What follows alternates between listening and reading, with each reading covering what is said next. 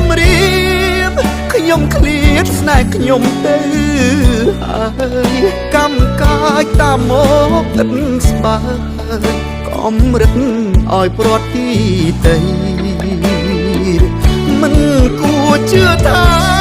ស្នេហាយើងតផ្លូវបែកថ្លៃអូសួរហើយមិនសមប្រពៃហេតុអ្វីមិនសុខដូចគេទុំជាយ៉ាងណាបេងដូងបងក៏ត្រាហើយអង្ដិតបងមិនដេចឡើយអនាគតយើងនៅមានពេល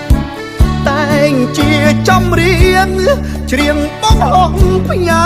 ជូនមាសមេអូរស់ម្នាក់នេះនឹកគ្មានទុំនេះព្រោះតែបែ